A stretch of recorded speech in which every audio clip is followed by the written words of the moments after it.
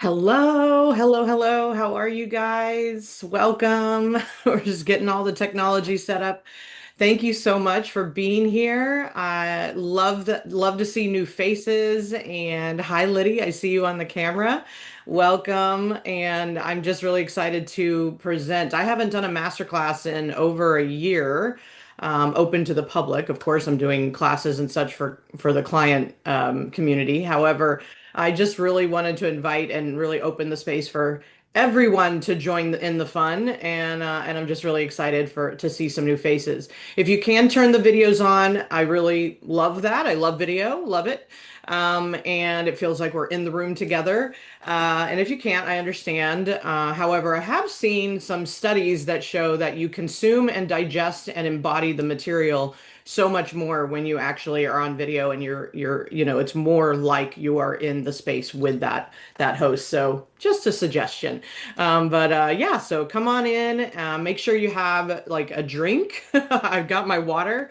And you've got like a matcha or something. Is that Stephanie over there? And definitely a notebook because I plan to give you as much content and much tips and strategies and things like that that you can write down and use. So welcome, welcome. All right, let's make sure everybody. I have to kind of keep an eye on the waiting room, make sure everybody can get in. But let's see. There's also. I had everyone that's non-video. I'd love to show everyone. There you are. There's Nicole and Maya and Charles and Ben. Dominga, nice to meet you. Lots of new names. Sophia, this is amazing. So thank you so much for all being here. Hello, Dominga. Thank you, thank you. And we're gonna dive in. So first of all, new people. I'm Jena Lorén, and I'm an alignment and manifestation mentor, consciousness alchemist. I call myself many different things. I don't know. You decide. But bottom line is, I help you go from ego to essence. And what that means is limitation to liberation, right? So I am on a mission to help people master their emotional regulation, their mindset, and their ability to create the reality that they desire. And I do that through obviously my communities, my coaching, my programs and master classes, etc. And it's been a long road, honestly, and I've been studying this work and obviously being my own guinea pig for over 30 years. And I've really seen my life go a 180. The first half of my life was filled with a lot of turbulence, a lot of, struggle and, broke. um, my childhood was riddled with some domestic violence experiences in my household, divorce, all of the things, and we all have things, right? However, what I have determined when I started taking radical ownership of the power of creation in my mind and my emotions, that I can change my life. And there are family members that, that choose to live differently. And so I know the difference that this work can make. And that's why I'm committed to bringing it to as many people as possible. And so I am still a work in progress. I still do the work every single morning, every single day. I even woke up today with a little ego like, ooh, I got a master class coming. And how is it going to work out? What are the people going to think, right? The ego, chatter, chatter, chatter. And then I just stop it and pause and go, nope, this is going to be amazing. I'm going to deliver the message that source energy wants me to deliver, and you are going to get everything that you decide that you want to get. And I'm just the vessel, I'm just the messenger. Right. And so immediately shifted the ego. And that is a practice because one, you have to start recognizing that you have an ego. And what the ego is, and which it really is just our friend, and it's someone, part of us, someone that we gave a lot of power to, right? And we gave it a job to do, which was to protect us and to help us navigate this 3D world that is, apparently to the ego has, little, things that can blow up in its face every so often. It's like, oop, danger, danger over here, danger, danger over here. And it's just like life doesn't need to be that way. And I remember being in that survival mode. I remember being in everything that when's the ball going to drop? When is the next thing going to, take over my life? And it's like I was so much in the victim mindset and the survival mindset early on in my life that it was necessary for me to find a way out. And that's why I started studying psychology, spirituality, and things like that at 18 years old. And it has been years of unfolding. But the cool thing is now things are starting to speed up, and I'm here to give you the quicker route. I can certainly help you, and we're going to do some coaching at the end of this so that you can experience some immediate shift. And so all of the shift occurs in you, and then your reality starts to unfold. And so that's what I like to give you is how can you move yourself to a new perspective, a new way of seeing something, a new way of doing something from a new identity. And that's what we're going to dive a lot into today. So a little bit about me, a little bit about why I'm doing what I'm doing, and I'm just really, really excited for you guys to be here. So real quick, just to get some interaction, I like workshop style. In the chat, can you give me like where you guys are calling in from? Because I see lots of new faces and such, so that would be amazing. Hi, Maya. Good to see you. She's like in Europe. We got Houston, we got Scottsdale. I lived in Scottsdale last year for a month.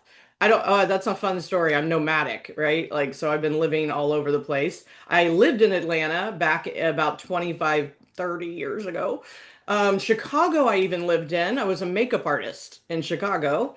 Dandridge, Tennessee. I visited Tennessee. I don't know where Dandridge is, but Livingston, Lisa, I'm from Houston, so I know that area. We've got Louisiana, we've got another Chicago, Nairobi. Oh my gosh, amazing. So this is very fun. I love seeing where we are, how the ripple effect is occurring and how we're reaching far and wide, right? So that's amazing. Thank you so much for being here. Thank you so much. And can we just be grateful for technology and Zoom and being able to connect us to the message that needs to be heard, and the fact that we can be all here together in technology world, right? Like this is amazing. So thank you so much for being here. All right, so what to expect? A little bit of housekeeping. So first of all, I believe people were trying to hit the record button. There will be a replay, so don't worry. And you can certainly listen to this again. And for those on the recording and watching the replay, hello, hello. And so we did have a lot more registrations, and I'll definitely be sending out that replay for everyone. And then I will invite you to continue this work and show you what that looks like at the end of the conversation. But what we're going to dive into here and now, and as deep as we can go, is the 3 strategies to shift your money making frequency. This is called Money Maker. And I called it that because what you think it is that I have to figure it out. I have to figure out how to do this. How do I make money? Right? Put a 1 in the chat if you ask yourself the question, how do I make more money? And if I don't have 100%, you might not be in the right room. We all do. We all like, how do I make more money? And there's 2 lenses that we can come through when we ask that question. One is ego, and one is inspired, right? Like from the essence going, oh, I would love to do this. How do I do that? And show me the way. But we get stuck in the ego that's trying to figure it all out and make it happen, right? And so we're going to talk about that and what the difference is. And we're going to dive into some strategies around that and stop and be a money maker from a place of energy and frequency versus all the doing and the force and the hustle and the grind per se, right? So we're going to dive into those frequency or those conversations around how to shift your frequency. And I also invite you guys, at any point, if you feel like you'd love to have a conversation with me about what's possible for you going forward, I'll make sure to give you a link to my calendar and we can just chat afterwards as well. So the question I have for you guys that I want you to just start pondering is, what is it that you actually want to create? around money? What is the challenge? What is the creation? What is the, like, is there an amount? Is there, like a problem you want to solve? Is there a feeling you want to experience? Go ahead and capture what that is so that you just have that in kind of awareness as we move through this conversation. And so one of the things that I wanted to start with is to identify the challenges and the problems that most of us have around money, and you can just see if you resonate with this, right?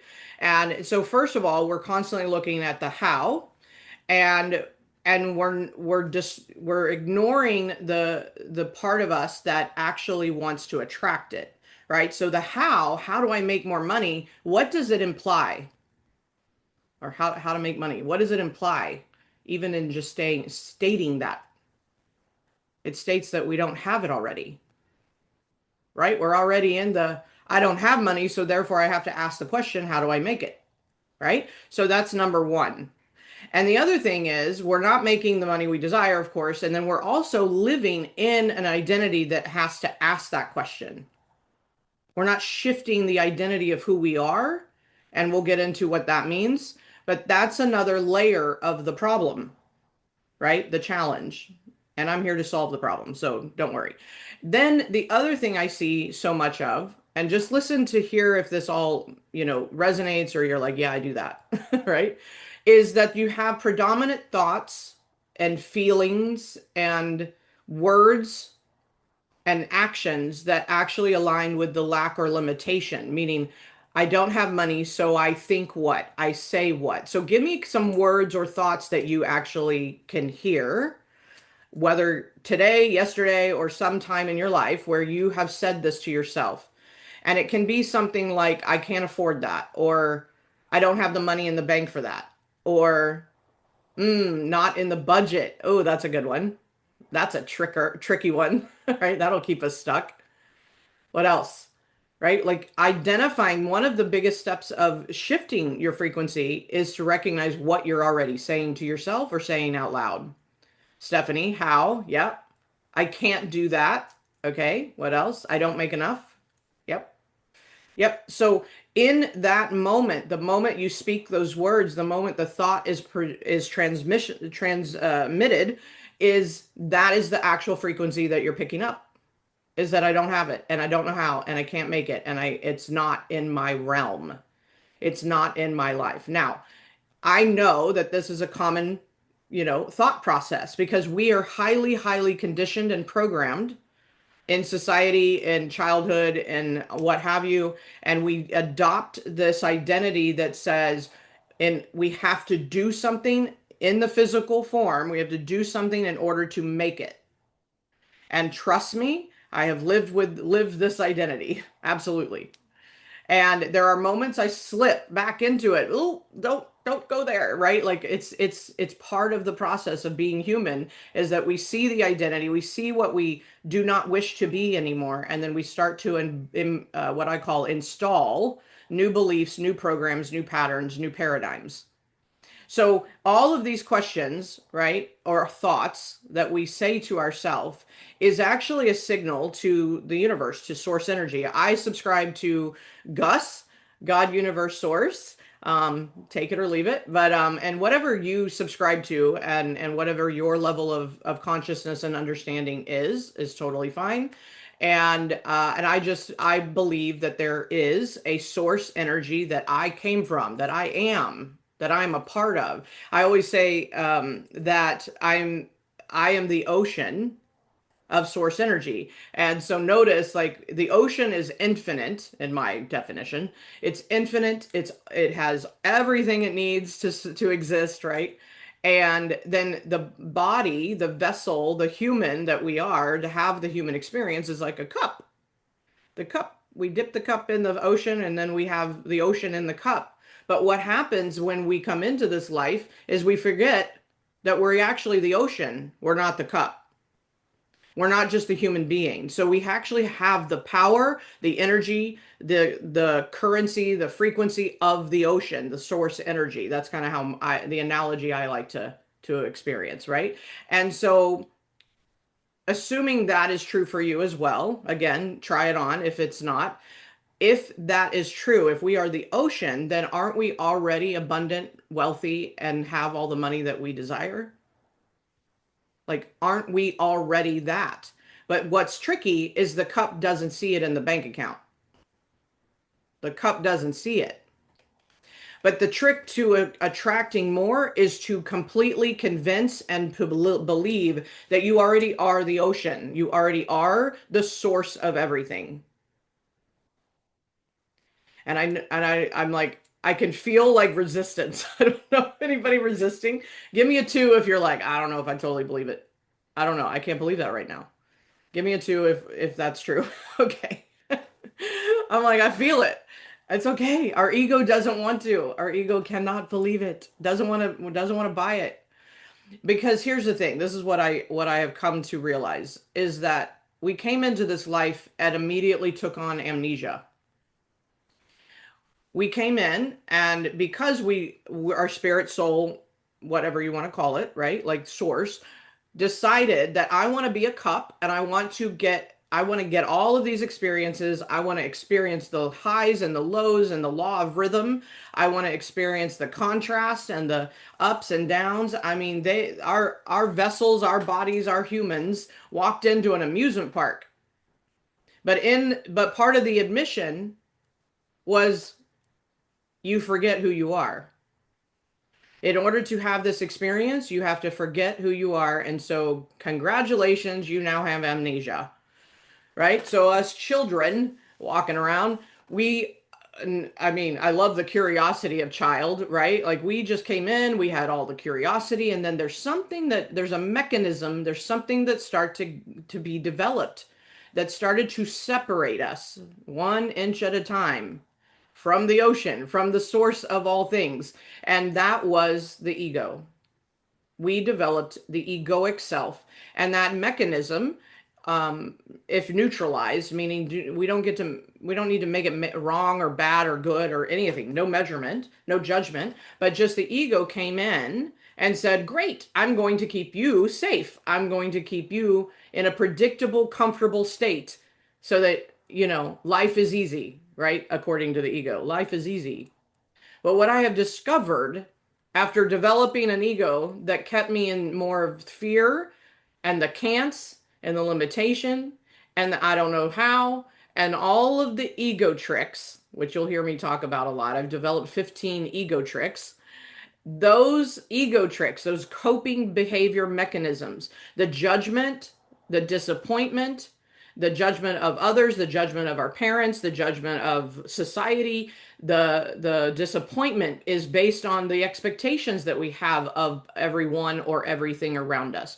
All of that built up, and now we're in adulthood, right? Has created this sense of limitation and the illusion of control and protection. And money is in the middle of that. Money's just energy. Money was simply a spiritual concept. It was a spirited idea, right? Notice how everything that's been created in our world started with the imagination, the idea. The airplane, Zoom, like, hello, who thought of this? It started with a thought. It started with an idea. It started with a inspired, imaginative act. Then it became physical. Somebody had to think it and idea and draw it out. It's like an architect, right? Like you think of it, you think of the house, you're like, oh, that's exciting. And I would love to have a pool in my backyard. And whatever the vision is, they draw it out on the paper. But if you don't take action, then the paper doesn't turn into form, right?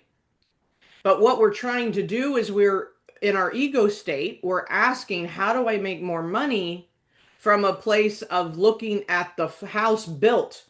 Like, I don't see it. I don't see how do I put these pieces together? And so we're looking for the form. We're looking for the evidence that it's safe for us to be without it. Okay, so if you are in ego and you're asking, how do I make more money? It's only limited to what it knows, what it's done, what it's seen with the five senses. Notice.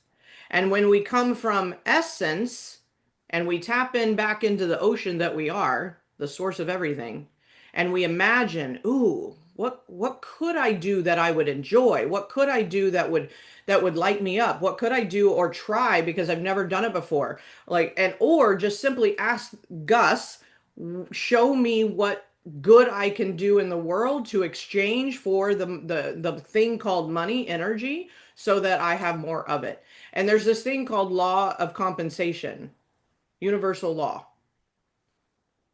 Money's energy, so it's going to come to those that actually exchange a service, like I mean, I'm just talking and I'm I make money for talking, right? This is energy too. So it can be a doing, a service, a thought, a teaching. I mean, like we show up in the world and we exchange something for that energy called money. And so what happens though, especially I mean, put a one in here if you're a business owner. And I know there's maybe a couple that aren't, and that's cool too. It doesn't matter. Okay, so in business, right? If you're a business owner, then you're like, how do I make more money? Oh, I need to start this strategy. I need to do more of this. I need to go network more. I need to like call more people. Right? It's all of the strategy that we have heard of from someone that said this is how you do business. But here's what I wanted to give you, the right question to start asking. And then we're going to dive into the three pieces of that question. So here's what I want you to write down. Stop asking, how do I make more money? And start asking, who do I have to become to be open to receive it? Who do I have to become to be open to receive it? No, I'm not going to actually copy and paste it. I had it typed. There it is in the chat. Who do I have to become to be open to receive it? You may or maybe you've heard that before, right? But here's the shift. If you don't embody it, it doesn't work. And when you ask that question, what you should feel, like if your ego is not just still playing the game with you, is you should feel a lightness instead of the heavy of how do I make more money and the pressure of how do I make more money? Because egoic self, how do I make more money? There's this, even if it's a 1 degree, a sense of desperation, a sense of urgency, a sense of like the rent's due tomorrow, April 1st or August 1st. Where's the money going to come from? Right? So that question keeps us in the limitation of the ego that can only see what it can see. I didn't work enough this week. I didn't ask enough clients to work with me. They're not paying fast enough. Like all of the things that we can see. And that's not the right question to come from. That's not the energy. If money's energy, we have to choose a new energy and therefore raise our frequency. So frequency for me, and we hear this word out there in the land, frequency for me is actually is directly correlated to the identity of who you are. If you believe that you are broke, if you believe that you don't have enough money when you need it, if you have an identity that says, I have to keep working hard in order to have it, or I have to keep so much money in the bank to feel safe and comfortable. And anybody notice like when the bank account starts dipping, you start feeling something. That's an identity. It doesn't matter the zeros, guys. I know people that have a lot of money, a lot of zeros, and it dips. It dips below like 100,000 or it dips below 10,000, whatever it does not matter the zeros. The feeling is the same because the identity is aligned up and the frequency is sitting at that mark. So frequency for me equals identity. And identity equals the self-concept and the belief that you have about yourself. I am powerful. I am capable. I am a moneymaker, right? From a place of attraction. You can adopt that one since I named the whole course that, the whole class. I am confident. I am bold. I am decisive. Part of an identity that actually attracts money is the idea comes in like, oh my gosh, that's a brilliant idea. I would love to do that or have that or buy that or be that, whatever. And then there's an immediate decision with immediate action. How many times do you hear an idea and then an ego thought comes in and says, I can't do that. I don't know how to do that. I don't have the money to do that. That you took you heard the idea, that's the inspired thought, and the ego came in and completely deflected it. The ego comes in and then what do? You paralyze, you avoid, and then you might slip into some fear. I have the idea, but then, oh, I can't do that. I'm like, what would people think? How would I come up with the money? What would I have to give up? A lot of times the avoidance and the fear is wrapped in you have to give up who you are today, and that's not what you're worried about, but that's the actual truth of it. You have to actually release and surrender the identity you have today in order to have the new one. So if you want to be a moneymaker from a place of attraction, from a place of allowance, from a place of ease, and think money comes in unexpected ways, you have to, number one, be the one. This is the acronym. Be the one. ONE. Number one, open to receive. So what do I mean by that? If you are egoic, are you open? Or do you have all these past projections, evidence, and all the things that you can see in the world that would be scary to do or what have you? Is that open to receive or is that conditioned? Is that a condition and a requirement and a limitation? Is it contraction or expansion, right? Open to receive is an expansion. I am the ocean and I am the creator, I am the receiver, and it is all mine. We have to start with that right energy. So every morning, wake up and go, thank you. I'm so grateful. I am open to receive everything that is meant to come to me will, right? It's on its way.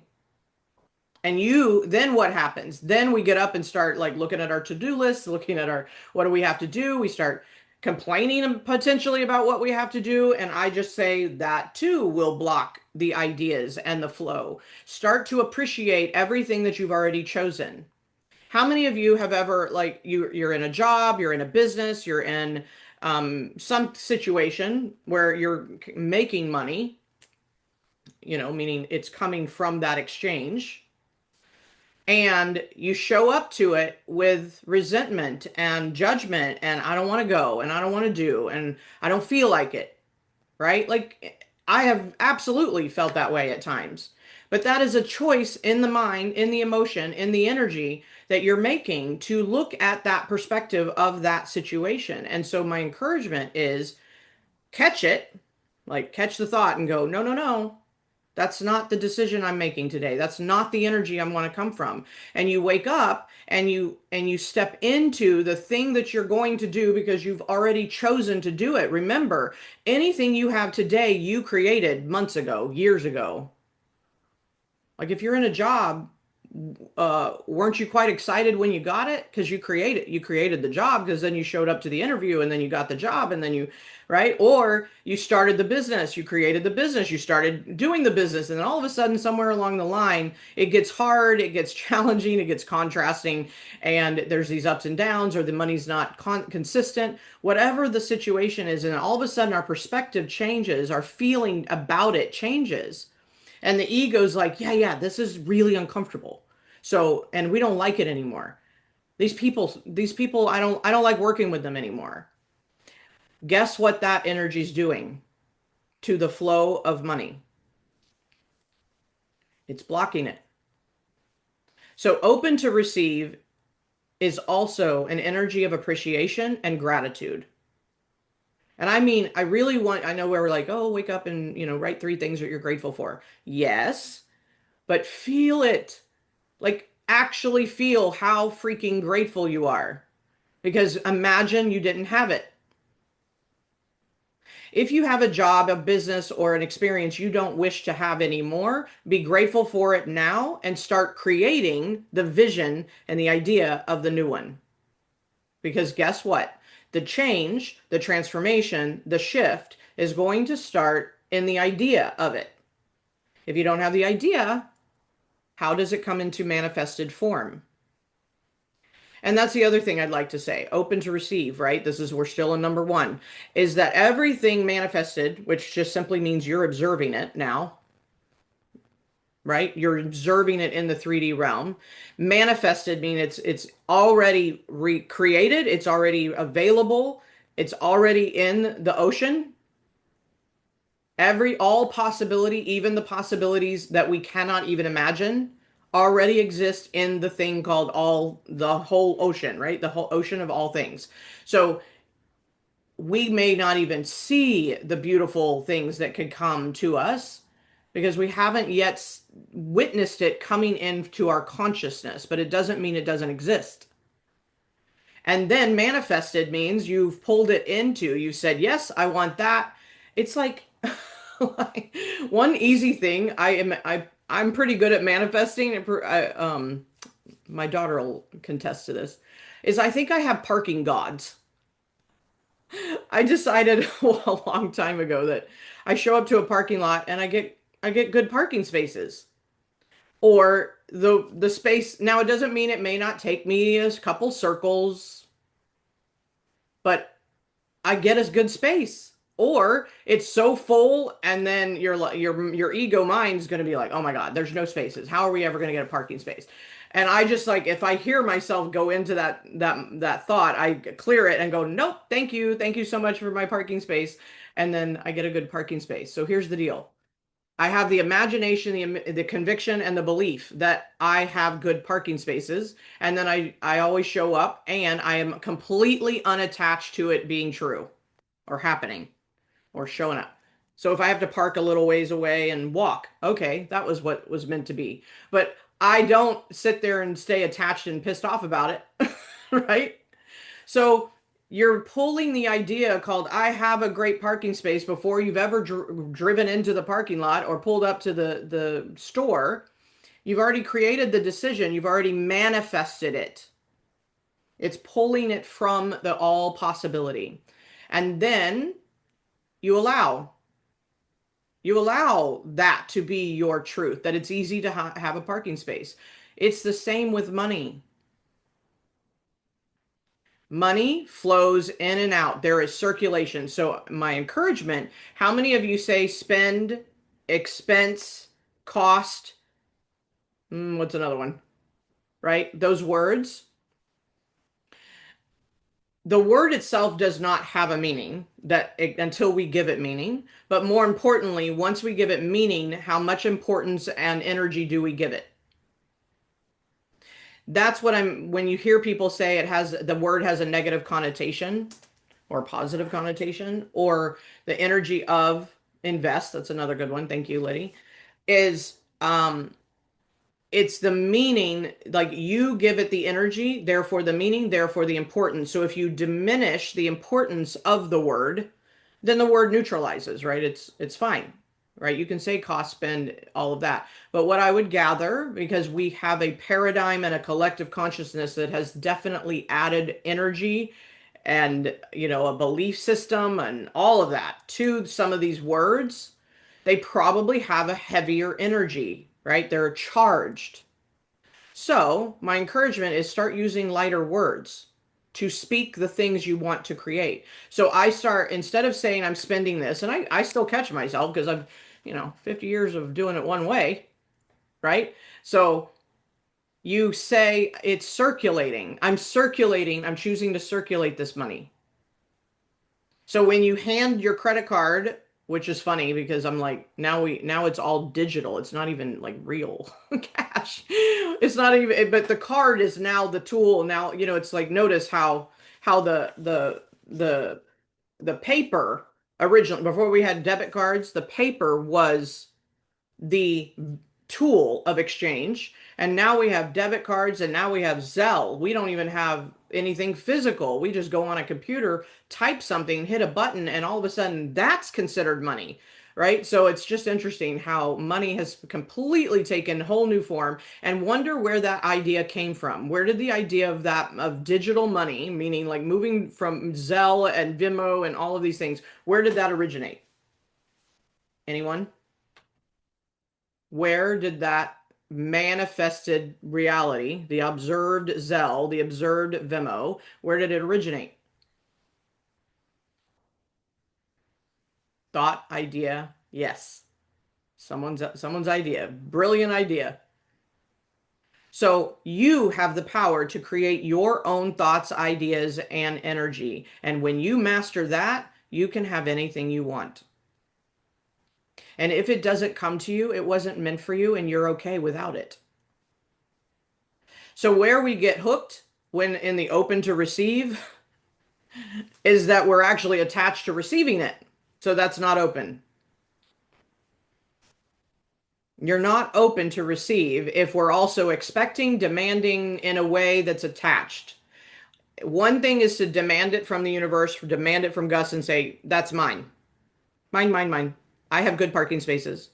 I have $100,000 in my bank account, right? Whatever it is. When you demand and you're convicted that it's yours and you believe it, it will show up because it's universal law. But the pattern is, yeah, but I don't 100% believe it. I don't know that I know that I know that it's mine. All of that is actually what's blocking you. Because the universe is like it's like I look at it like also like a computer program that it doesn't have emotions or feelings. It's not like passing out gold stars in elementary school. Ooh, I feel like you did a good job, so I'm going to give you a gold star. No, it's like, what'd you ask for? I don't know how to I don't know how to make money. Oh, okay, so we're going to keep you making that same reality of I don't know how to make money. You see what I mean? It only hears what you're inputting into the system, into the like command. I don't, yeah, my dad was a computer programmer, so he, when I was 10 years old and we had, I am so aging myself, but we had like those box computers that had only green text.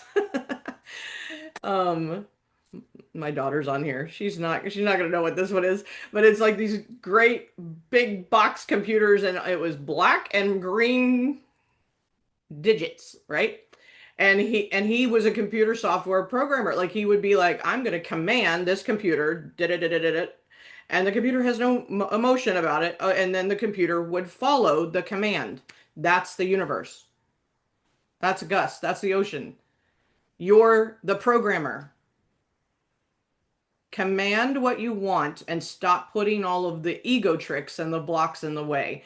So, open to receive is an identity shift to everything is in my power to create and manifest. And if I don't, it doesn't matter because it's just a game I'm playing. It's when we attach to I have to have it, I need to have it, and I need to have it by here and when. So, one of the ego tricks is HW3, right? And some of my clients on here, they're like, we talk about the ego tricks all day long because it's a signal that you're closing the doors and you're using an old program, right? The one that's called the ego's running the show. And HW3 stands for how, what, when, where. So when you start asking how, what, when, where, you notice if you catch yourself, you'll go, oop, that's ego. All right, what's my ego trying to protect me from? What does it not want to experience? That's a great question to start identifying attachments that are hidden from your view. Is just here, see the ego trick. I can't is an ego trick. Disappointment is an ego trick. Judgment, I call it position, like you're being positional, opinionated, whatever. And it's okay to look at something and go, that's not my preference. Like it's okay for them. Like if they want to do that, they want to be that, they want to whatever, whatever. And then I just come back to, ooh, but I wouldn't love that. So I would love this, right? Preference, chocolate or vanilla, pick one. But judging someone that love I like me, I like chocolate or cookies and cream, actually. So if that's true, is like my preference is that, it doesn't mean I'm going to hate on vanilla. If you're judging other people because they love vanilla, what are you being? Ego or essence? Yeah? Put a one in the chat if this is landing. Please. Let me hear you. Let me feel you. One, one, one, one, one, one. Right? So open to receive, number one. Number two, normalization. So part of what we're asking for when we say, I want more money, is one, we're coming from a feeling of I don't have it or I don't have the amount that I want. Okay. And typically we haven't ever had that amount of money. So how many of you have a goal to have millions and you don't yet have millions? Okay. So it's a new idea, like in your world, new idea. Not that there's clearly millionaires exist, right? They're all over. And the truth is oceans of infinite money and source and supply exist. Now I'm just hopefully this conversation has gotten you to see that perspective. But the bottom line, typically the new level that we're trying to get to, which means we're trying to create something we have never had, that requires normalization. And what I mean is that in order to feel safe in our nervous system, that it's okay to receive the lottery. Like, how many people are like, I'm going to play the lottery? Do you know why you don't win? It's not because you're not playing. I mean, that could be part of the reason. If you're not playing, you're not winning, by the way. But you may win it some other way, an inheritance or something. But if you're like waiting for the lottery win and yet you don't feel safe in your body to receive the $13 million on the lottery, it's going to elude you. So put in the chat, what is your financial goal? Like, how much would you like to create? Note, it doesn't matter what it could be, and you don't even have to specify it by a month or a year. I just want you to know how much money you want. 20K a month, great. And you guys can open up, by the way. This is not like I just talk to the screen. You can happy to hear you as well if you like. But otherwise, let's hear some numbers. 50K. Maya, I love your like in short time. Billions, yay. 100K. Generational wealth. Ben, what is that? What's the number? Like, and generational wealth is great, meaning you want to pass it on, I'm assuming. So what would be a number that you would like to pass on just for this exercise? Stephanie, no problem at all. I saw that. Yes. Did you put your number in here, Stephanie? Oh, 10 million. Okay. Okay. So now 10 million in assets. Interesting. Later, millions. Okay. So this is good. First of all, in your answers, I want you to see the conditions. Okay. So for instance, in assets, 10 million in assets. Would you care if somebody handed you 10 million in cash? Does it matter? Like cash, assets, whatever. So 10 million, just be in the energy of 10 million and start to see the value of exchange regardless of what it looks like. Okay. So 10 million in assets. So assets becomes the condition because look at the slippery slope of that answer is because if you don't get in the assets, either you're not going to recognize it, you're not going to be in the energy of receiving anything other than that. And it's it's a limitation, right? What if you have 10 million in assets and 10 million in cash and 10 million in crypto and I mean, whatever, like whatever. And I know assets can cover a lot of different buckets, but the point is take off the condition. The condition monthly.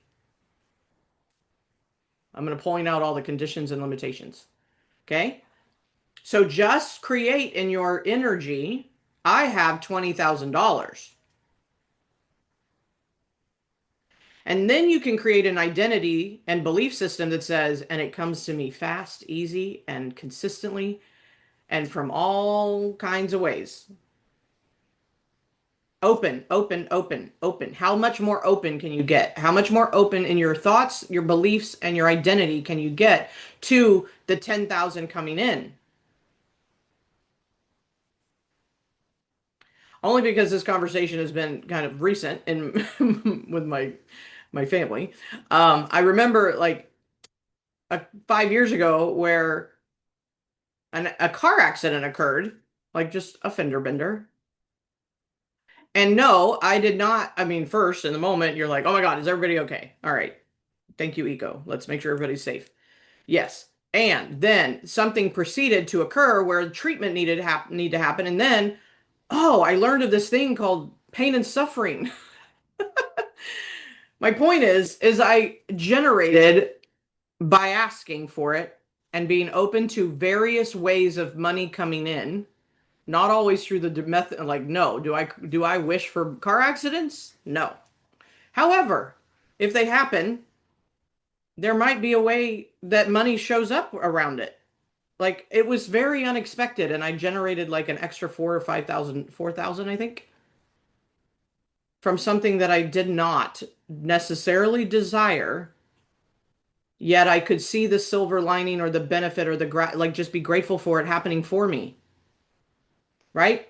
So there's so many ways. If you put the condition in, then you're blocking the flow of money to come to you in very different ways. And the part that the ego is trying to protect you from is it doesn't want to come. You're like, please don't send it to me in uncomfortable ways. Like, I don't want a car accident, but like sometimes it happens. That's how it happens.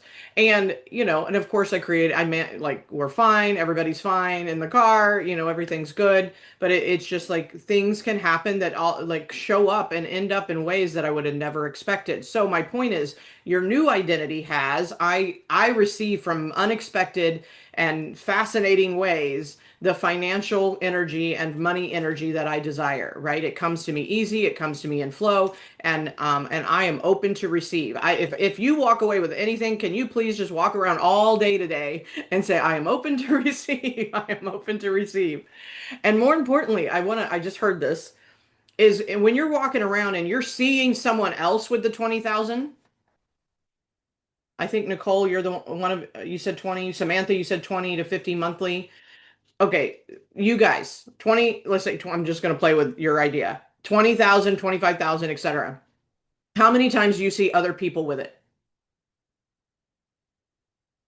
You see other people, yeah, Nicole? I can see you on video. That's why I'm calling you out. I can see your face. Um, so what can you open up for a second? Do you mind, Nicole? Yeah, Not, no, I need to say like the bigger, like I want 100K. Like just, yeah, I don't need it. I mean, 20 a month would be nice, but I'd rather just have 100K. yeah. You're like, I'm really looking for 100K. Yeah. Okay, great. Yeah, just declare. Uh, I think I'm going to do the next class on this, but the universe on demand. That's what I'm going to call it. Okay. Declare what you want without the wishy-washy. Like, oh, I want 100K. And if you want more than that, great. But it's like we can then, what we do in the collective is we actually start to walk through the ladder of belief. We start walking through, okay, this is the identity I am, 100K. We get you to the identity of 100K or a million or whatever you guys, generational wealth, etc. Whatever you're declaring, demanding from the universe, we get you to the identity now so that then we can work through the belief ladder. Basically, like, okay, and my goal is 20K because you haven't done 20K before, I mean, I'm assuming, right? Meaning you haven't, it's like that's the goal. Or maybe you've made it once and then you want it monthly, like consistent, right? Like whatever the situation is. So the goal, like dream big, guys, go all the way in, like go big because that's and as big as you can in your current level of understanding and consciousness. And so if it's a, because then when we land you at that level, I'm going to drive you bigger, right? Now we're going to go bigger.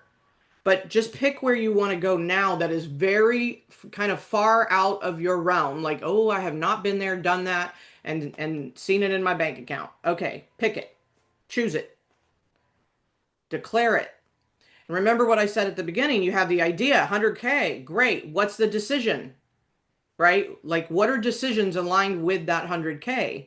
And then how close can you get to make that manifestation by taking the actions that would lead to it? So there's a whole nother um, process, which we're going to talk a little more about in the third step. But let's go back to normalization.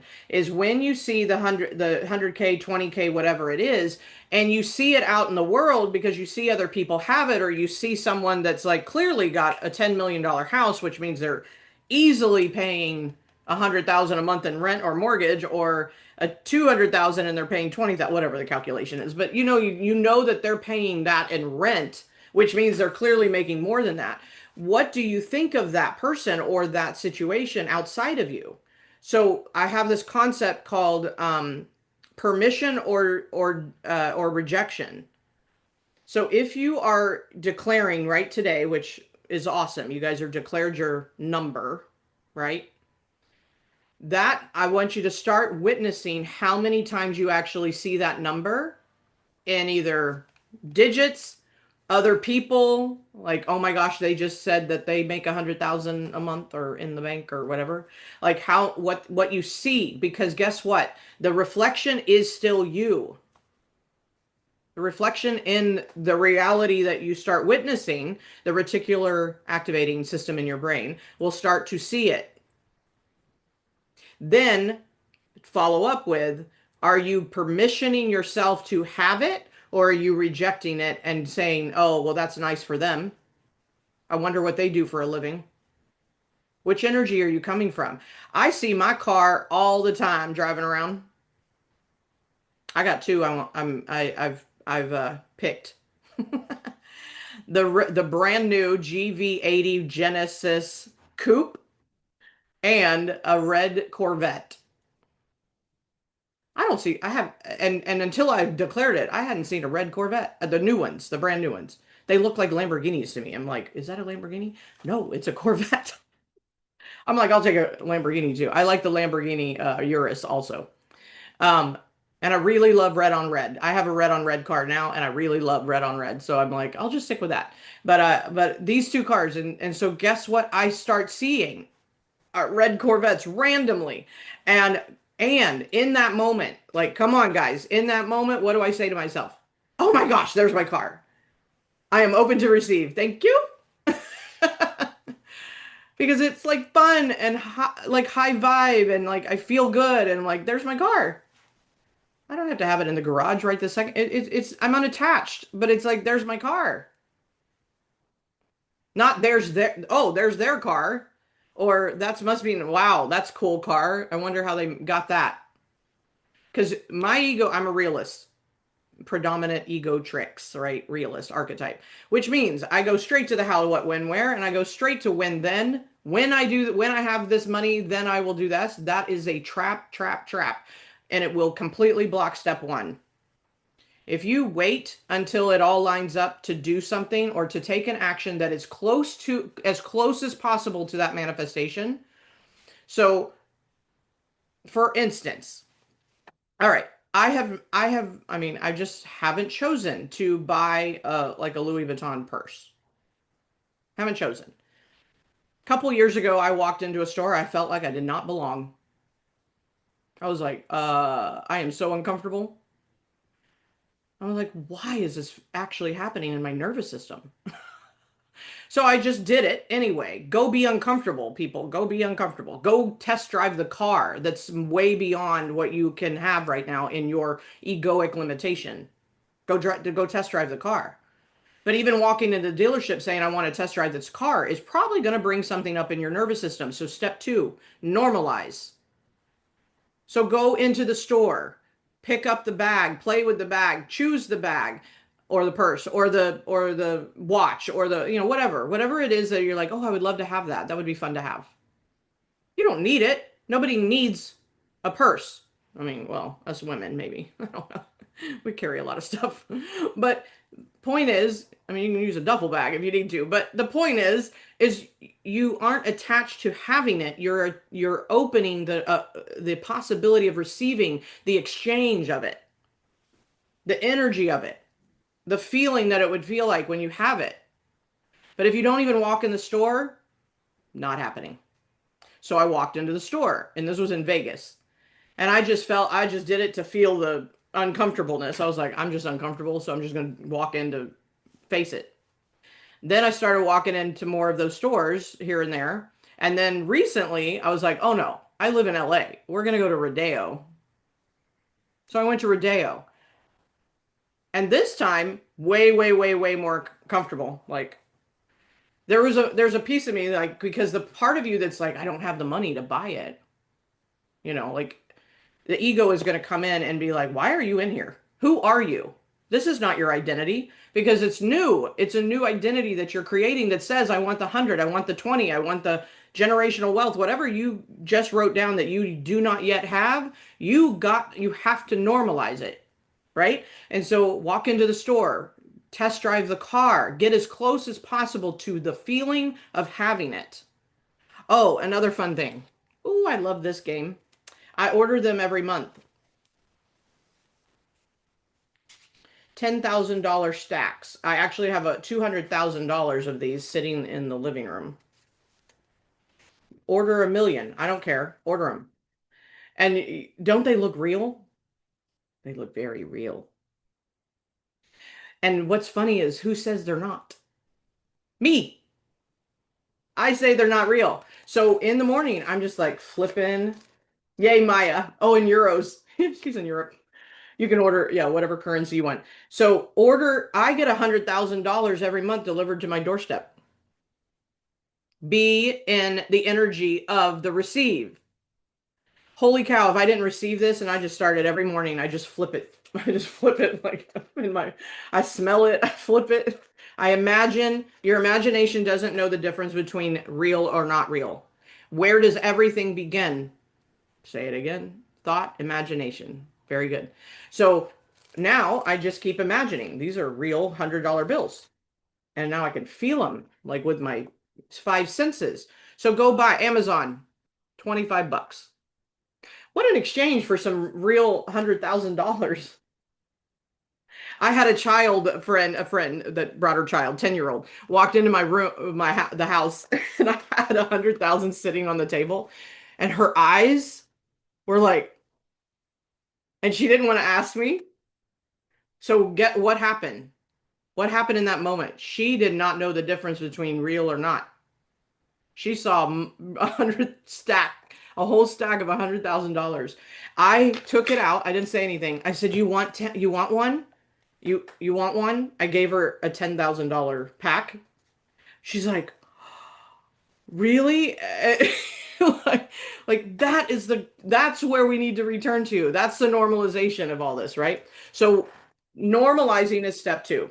All right, so number three, I could go on and on. We will go on and on. You'll continue with this. Okay, so number three, because then I want to get to some coaching. Embodiment. All right, so how do we embody the identity that already has the money you just wrote down? One, take off the conditions. To normalize, to open receive, to embody, you have to take off the conditions like when, how, and what. It's not about assets. It's not about money in the bank. It's not about, oh, I have 10,000 in crypto. And I'm not saying that you can ask for that, but in the process of building an identity that is open to receive all of it, just take off the conditions, right? And you can start with a number. That's fine because you're going to start seeing that number. You're going to start seeing that expression of that amount of money. You're going to start seeing the $100,000 car drive around you. I walk on Manhattan Beach Strand, and every single house is a minimum of $10 million. I manifested a neighborhood of 10 to $15 million homes. I walk by the homes and I say, thank you. I am so grateful that I have manifested my neighborhood of $10 million homes. And I mean, some of them are like more than that, 20.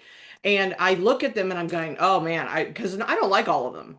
I don't like every single house I walk down, but I look at the ones I do, and there was one I have walked by at least 100 times. And yesterday I walked by it and I was like, that's actually the one I would really love.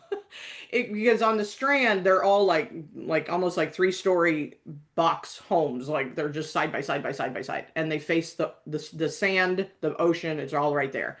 And then there's this walkway right before that the public can walk on. Now, I'm like every house I've seen along there, the windows are beautiful, they're all wide open, but everybody you can see in the house. Okay, personally, I love South Bay where I live, and or I'm currently living, and I don't really want a house where everybody can see in. So I was like, I keep rejecting. Like I'm rejecting. That's the whole point. Permission, rejection. I'm like, I'm not permissioning. So pick the one I want. And so I finally saw this one. I've walked by it a million times and they were playing some beautiful music and all of a sudden I realized that there was a wall and then there was like a plateau of some sort. I couldn't see the plateau. And then there was the house. And then all of a sudden I was like, oh my gosh, that's a swimming pool because then there was a swan floaty that showed up on the wall. And I was like, that's what I want. I can't see them. I can't see the people, but they see the ocean. They see that they're conveniently located. And I was like, that's the house. There we go. Okay. I permission and I am open to receive. So regardless of what it is, just start to embody the identity that says I already have it. I already have the house because I picked it. And then you just allow it to show up with no attachment. Okay? So, here's some of the like additional steps as part of the embodiment process. One, live the identity that asks, who do I need to be? Okay, this is the question I started with. This is where we're headed. Is who do I need to be to receive the money I'm asking for and open to receive? Right? So when you live in that identity, you start asking that question every time you hear your ego come in with how, because that's a how, what, when, where. So then as soon as you hear like, I'm here, I'm asking myself how, immediately go, who do I need to be? Very fast reframe. Shift the energy immediately. And then allow the answer to come in. Now, that may be the harder part for you. You're like, I need an answer right now. That's ego. You might jump right back to ego, being like, I need an answer. So live into the identity of I ask the question because I trust. This is the identity piece. I trust that Gus is going to answer me. It's going to show me. It's going to like a phone call is going to come in or a scroll on social media and the answer is going to show up. Like trust the unfolding and the orchestration. This is my biggest message. Everything is being orchestrated and you are already orchestrated. It's all orchestrated. It's already happening. So every thought you have, and especially the ones that says, how do I make more money? It's showing you strategies. It's showing you possibly other ways, but it's all ways that are in limitation based on what you've already seen, heard, or done. And then you reject it because you're like, I don't want to do that. Right? So instead of asking that question, we move back to the identity that says, "Oh, everything's orchestrated, so I better start asking like what would you have me be so that you can orchestrate it?" And when I say you, I mean Gus. Flow down the river is how I put it. I feel the like, oh, I just surrender and I flow down the river. Now, it doesn't mean no action, right? So we'll get to that in a moment. So ask the question, who do I need to be? Stop leaning into the ego. Number two, shift your predominant thoughts, your speaking, your words, right? We talked about that, and actions. So Nicole, if I had $20,000 a month, what would I do? Like, what action would I take? The work. I don't know, do my work, hang out in spaces where people have the money. Okay, very good. When you said do the work, what does that mean? Um, like my new business, I mean, I just got to go out and meet people. Oh, yeah, And yeah, yeah. so like I'm now making it a point to go to the restaurants and talk to the people sitting next to me. And I Yeah. met four people yesterday. So I'm like, oh, these people have money. These are my ideal clients Yeah. Are you doing that to make 20,000 or because you already have it? to make it. Okay, very good. Yay, distinction. So let's go back. This is great. What would you do if you already had it? What's another action you would take if you had the money? Oh, I could be going and buying the car and doing more of that. Buying a car. You want a new car. Sure. I mean, I can visualize the car. Which car? Which car? Put it into, I mean, you I know. like the Rolls Royce, that convertible that rolls down the street every once in a while. Yes, yes, yes, yes. So have you test drove it? No. That's what you would do if you had the money. No, I know you wrote all of this down and I've never done that. Like my Yeah. mall, I live right next to the mall, like there's all those stores in there. I need Yeah, to go at shop. least go do that. Do you know shopping doesn't necessarily mean exchange of the money?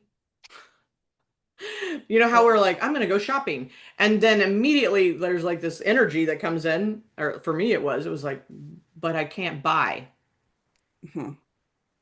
Okay, people, that's not what shopping means. Shopping means go shop. Go look up the trip you want to buy, like you want to have, like go, like you want to buy the airplane ticket, you want to buy the, like go look, go do the research, go pick it out. Go like, oh, like so for me, I'm like, oh, I'm going to Toronto in September for an event, and I was like, I would really love to fly first class to Toronto, and I've never been to Toronto, and I have flown first class, yes. But I definitely, that is not my predominant thought when I go to buy an airplane. What is the predominant thought that we have that when we buy an airplane ticket? Everybody has it. I'm just gonna assess. Tell me. Fear. What? Fear. Fear, well, fear might be there. Cost, right? Like how Yeah. much, what's the cheapest I can get? How Right. much is the ticket? Right? But if you had the money, would the amount matter? It wouldn't matter. And so here's an example of that I just did to step into the in identity of me being millionaire is I had a phone call. I'm not going to go into too much detail. I had a phone call in the middle of the night that said, I have to have an emergency surgery and I need you in this city. And I needed to go. Like I looked, I was like, how fast can I get to the airport? Holy cow. Like I gotta go. I looked up, I was like, I have never ever in my life bought a ticket at the very last minute. Never. Not once. I'm a planner. I'm a realist. I plan for this stuff. Okay, so I hear the decision. Okay, remember, I want you to hear the steps. I heard the decision. I'm in Seattle. It's done. Decided. I go to the phone. I look up the airline. I find the time. I'm not even looking at the money because it doesn't matter. I don't care what it costs. I look up the time and the first one that I can get to, it is 4:35 a.m. The first one I can get to is 7 a.m. I'm in my PJs. I pick up the phone and I'm like, done. And I buy the ticket that says 7 a.m. At first, I did have to back up and go, is there anybody that's going to watch the dog? I was like, that was my fear. No. But I paused for a minute. I'm like, is the dog taken care of? And then I immediately was like, oh yeah, the dog's taken care of. Right? Again, my ego was going back and forth, back and forth. But when I was with the ticket process, I looked up the ticket. I booked the ticket at 5 a.m. Then for a 7 a.m. flight, I then went and completely got dressed and packed and an Uber, and I was at the airport in 45 minutes. If that is not, and yes, the ticket was definitely more than you typically can get a round trip ticket if you plan 21 days in advance, right? Yeah, I mean, whatever. It was honestly reasonable considering it was the 1 hour. It was like $350 or something like that. It was not actually that crazy, but I've never done that. And then I only bought one way, so I'm still everything's going to get orchestrated because I don't even know when I'm coming back. It doesn't matter. Like we'll figure that out later. So I didn't even have a return flight planned. I just bought the one. And so what I'm showing you is I had a decision. I'm there. Like I'm in Seattle. Two, action followed, right? Three, do not care about the price. Buy it. The money will take care of itself. Paid it. Four, get packed, get dressed, like show up at the airport. Smooth as silk. What else did I create? I always create this. This is, you can steal this one if you want. Every single trip is always smooth as silk for me. Everything. TSA, the flight. Doesn't mean it doesn't sometimes get delayed, but delayed doesn't actually mean not smooth as silk. What if it was protecting me from brakes that weren't working or something? Like, I'm cool. You can delay my, if it's necessary to delay my plane, it's still smooth as silk. And then turbulence is even non-existent for me. Or if it is, I don't feel it very much. Like, I'm cool with it, like whatever. Like it'll calm down. So smooth as silk. So my point is I got to that airport and the TSA was pretty full, but I was like, no problem at the airport. Oh, and the other thing is, I did not know it was a 3 hour flight. I did not know whether or not I would get to the hospital in time for the surgery that someone was having. So, sure enough, nope, created that too. I was like, oh no, I'm there. I'm on time. Do you know I got there 1 hour before she went in? 1 hour. All of it. Then what did I create after that? Guys, this is the how you manage your thoughts, feelings, emotions and decisions and convictions. I convicted all the way along and then I said, she's totally fine through the surgery. Of course, let's create that too, please. Right? Done. She's fine. All good. And then miraculous fast recovery. We were shopping in 3 days. We were eating lunch and shopping. And I'm just telling you, like the whole week, I was like, I know that and here's the most important thing about embodiment is you are the one that's creating the experience anyway. So if the flight's delayed or the surgery goes haywire or you are creating the experience of it. So you can be sad. Sad is not a bad thing. Sad is human. It's an experience. It's a sadness, right? Emotion in movement. Emotion in like energy, excuse me, in movement. And it's the attachment, it's the fear, it's the pain, it's the struggle, it's the hardship, it's all of that that actually keeps us in an experience that is the opposite of smooth as silk. So did I have a few tears? Yeah. I felt a few tears. I actually processed before all of it happened and my friend was with me and I got the call and then I just cried like a baby for 5 minutes and let it all out. Like, let it out. Go, go, go. Like energy and movement. Go, go, go. I cried it out. Trust me. It was powerful. It was uncomfortable. Who wants to cry that hard? But I cried and then I got into decision and manifestation and action. It's like I lined up with the identity that this is all done and smooth as silk. Like that is all I held on to. That was a vision. So that is the step of embodiment is you live into the who do I need to be? I need to be that money's no issue. Like money's irrelevant. I experience everything in fast manifestation, right? Like everything happens easily and smoothly. Those are the identity pieces. Those are the belief decisions that I have. Then my predominant thought and speak and actions. No, I did not fly the airplane thinking of all the other thoughts that I could have thought of. I thought of one thought, and if I had to repeat it again to keep my thoughts clear, I would. And I stayed very positive all the way through. And then my beliefs are aligned with the open to receive. Remember, so overflow and opportunities can only come to you if you are not in limitation.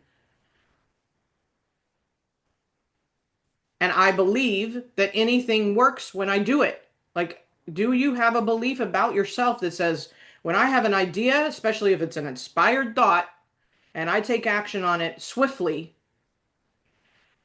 you can say take it urgently, but I feel like urgency for the collective consciousness tends to have a desperation around it.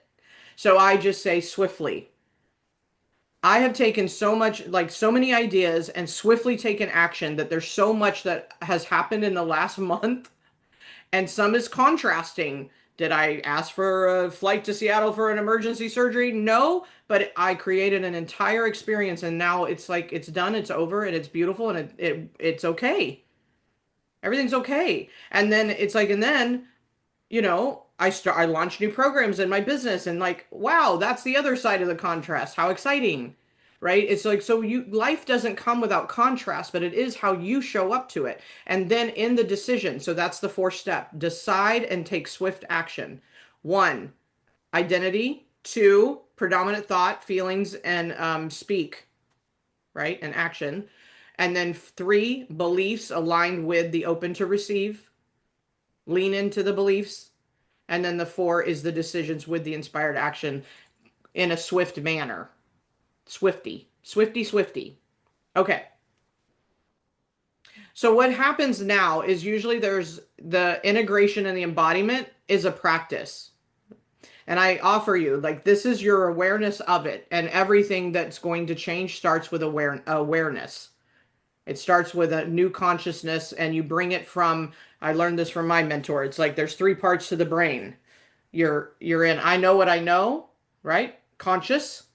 I know what I don't know. That's conscious too. And then I don't know what I don't know, and that's the unconscious part.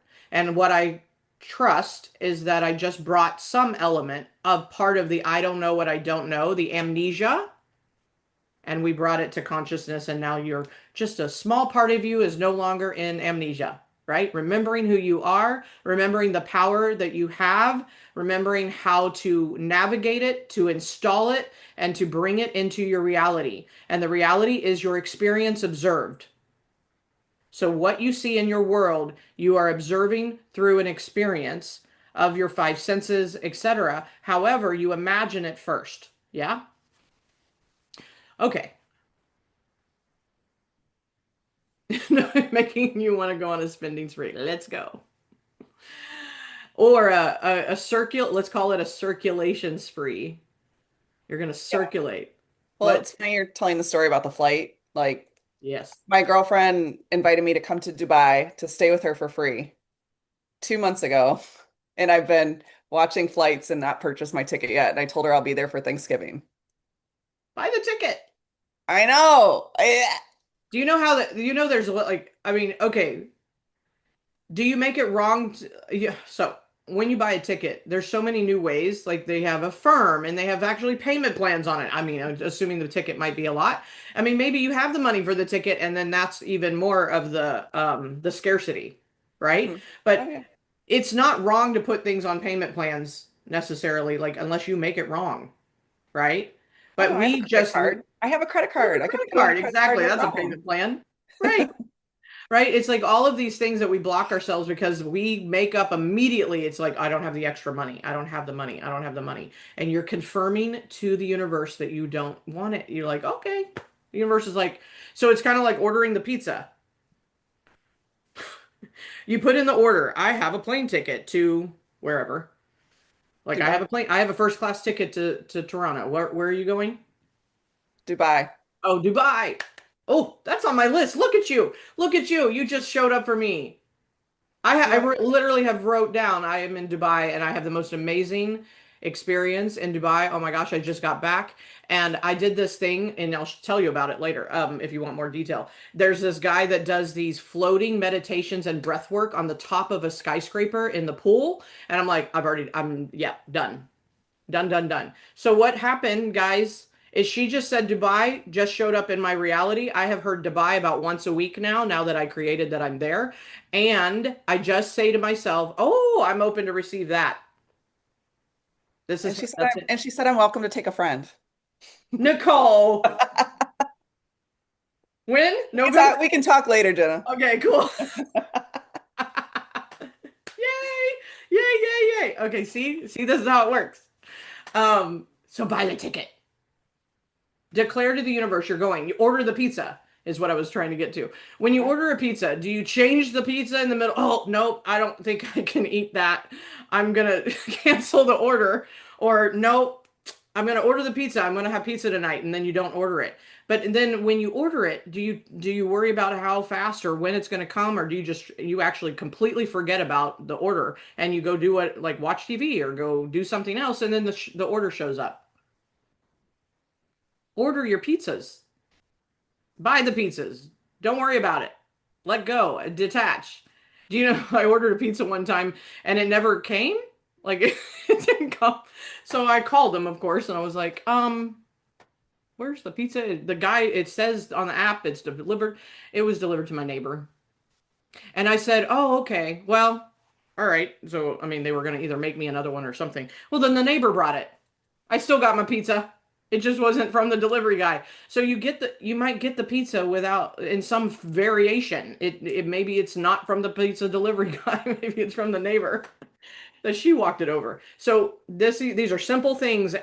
I want you to mirror exactly what I'm saying, the process onto the bigger things. And then part of the process is catching the ego that comes in and deflects you from it, like takes you out of the manifestation process, the identity adoption, the normalization, the embodiment, right? So that's a big piece of it. Okay. All right. So for the like the time that we have left, I actually want to open the floor and let's do some coaching. Let's dive in. So who like you guys all wrote down what you want and who would like to discuss how to get it? And I'll guide you, just open up and I'll walk you through it. You guys are all here to get what you want, right? I just said mine about the ticket. Now I know Yeah. that I've been watching the Google alerts. Oh, let go of the alerts. Just buy it. I know. I'm going to. What are you waiting on for it to be cheaper? I don't think it'll get much cheaper. And she's already told me to upgrade to Emirates. She's like, take Emirates. It's worth it because it's such a long flight. She's like, you have a free place to stay. Spend the money on the ticket. Okay. I don't So, know. I haven't told, I still have to go visit my family. I'm going in a couple weeks. Like, I'm scared to tell anybody else that I'm doing it because I haven't generated income in a while. And I don't want all the other stuff that comes with it by saying yes. okay, very good. So you're on first, Nicole. Here we go. All So, right. Nicole, in the step called decision with swift action and the normalization of this manifestation called I am in Dubai. You just mentioned something really uncomfortable. Tell me again. You aren't telling somebody? I don't want to tell people I've booked a trip. Okay. Who are you going to tell? I mean, I can tell a few friends, but I can't tell my family because my family will judge, Great. and other friends will What's the judge. you don't have to give me their name, but like what's like a sister, brother? What do My you brother. Oh, Okay. I mean, all of them. Okay, And I don't know what I you got. even have friends that are like, I know your parents have moved on, so yeah, I don't know the rest of them. yeah, We know each other, but I don't know the rest of it. yeah, So, guess what the exercise is today? do it. I You're don't gonna know. hate me. No, you're gonna love me because you're gonna be in Dubai. So you're going to tell whoever that is that you are so uncomfortable to tell that you're going to do, like I booked my trip. Even if you haven't bought the ticket, I want you to tell them that you've booked the trip to Dubai. First of all, let me back up real quick. Are you a yes, a full body yes to Dubai? Yeah, but it's the money. It's the fear Okay, of like, how can I stop. say yes to this when I don't have income right now? Got it. But first and foremost, everybody, you got to say yes. Universe on demand. Yes. Yes, I'm free. Why not? I can do whatever I Right. want. Why not? But there's just costs associated with everything. Yes. So what happened immediately, even in my question, is the ego came in, right? Yeah, It's the money. I don't have the money. Da, da, da, da. Those yeah, are the predominant thoughts. That's all that's happening. And that's okay. So, in order to are you open to receive it? yes, A yes. yes, Okay. Number two is to normalize the decision. Okay. And so, in order to normalize, we get to face the walk into the store and be uncomfortable. because your nervous system is the one that's freaking you out. The ego is attached is the nervous system, right? The ego is Yeah. the nervous system goes off. So notice how fast, just in this conversation, and my body honestly can feel you. Hmm. I can feel your your nervous system. Yeah. And I'm like, let's here, just like wiggle it out a little bit because I'm I like, I can know. feel you. Holy cow. Take a deep breath. I can feel it going up my neck. You're going to walk into the store that's uncomfortable because you're like, I don't belong. Or notice the fear of judgment is just judgment of self. Hmm. When they say, what are they going to say? What are you imagining? See, we've already got thoughts in our head. What are we imagining they're going to say? You don't have the money to do that. You don't have the money Right. to do that. And wait, who told me that? My Who parents started all that stuff. so say it again? That was my parents. Yeah, That's but just in child. this conversation, you just told me Yeah. you don't have money. Yeah. Okay? So what happens is our judgments are just the mirror reflections of the thought, the thing that we are already being.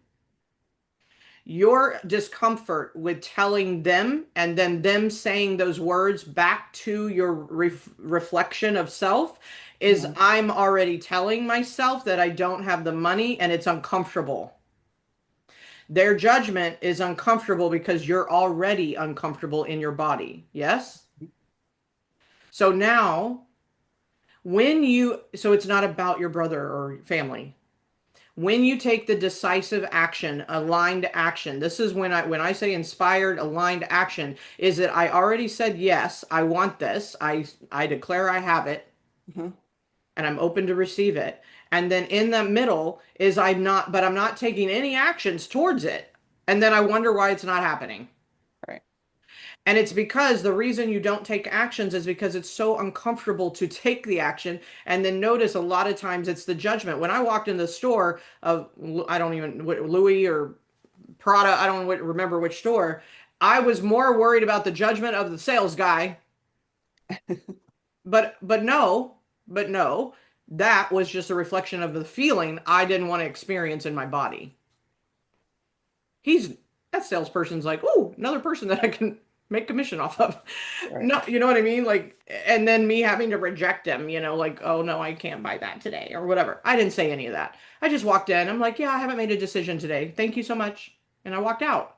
But holy cow, me walking in the store was like sweating bullets, like the discomfort in the body. So Hmm. my challenge and invitation to you is to tell your brother you've booked a trip to Dubai. I will when I see him in 2 weeks in Michigan. Text him. No. Swift. What? How? I'll 2 weeks just is do not. it. Like I have no problems just doing it. I You know, don't have I'm not I can't tell him yet. I'm challenging you. Like, here's why. Like I'll book the trip. I'll book the trip before I tell my brother. Don't worry. you don't even have to, but you can. You can book the No, but trip. I would rather do that. I will get off this call and book the trip before I tell my brother Okay, that tell I'm me why. going. I'm gonna dig underneath all the Because actions. I don't need to hear it. I live in Arizona for a reason, so I don't have to listen to them. So normalizing this in your body where it will never matter again that they Right. say whatever they say Hmm. or anybody else is more important to do the exercise in order to normalize the nervous system regardless of the manifestation, like meaning I have the ticket. So notice the ego, your realist came in Hmm. when I buy the ticket, then I'll tell them. Yeah. I'm just catching all the ego tricks, girlfriend. I love Yeah. it. It's No, it I love and notice how they're like really fast. Like ego, ego, it. ego, ego. Protect, protect. And it's like I don't want to feel this. And all I'm saying is how you normalize it in the body is to go do it once and then realize you survived. Hmm. You lived. You hurt. And what's shocking is what if they actually, what I would love to see is you send the message and you embody the identity. When you send it, you come from the right energy. We don't take action from the wrong energy. Inspired action is about the energy. So if you have an idea, even if you didn't do it for 2 weeks, in 2 weeks, I don't want you to come from the identity of the I don't have the money or I didn't book it yet. That's the ego. I want you to come from the energy and the identity that says I am making so much money. It's like falling from the sky. And that's the identity and the energy that you tell him from.